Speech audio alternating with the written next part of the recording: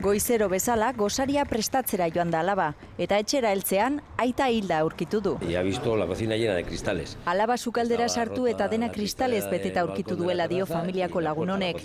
Ondoren buelta eman eta bere aita odolestatuta ikusi du. Un charco de sangre sangrando y tal. Orduan, alabak ertzaintzari abisua eman dio. Polizia eta ambulantziak bertara heldu direnean, 83 urteko gizonaren gorpua labana lepoan sartuta zuela ikusi dute. Dirudienez, labana biktimaren etxekoa da. Familia osoa oso txarto gaude. Asustados.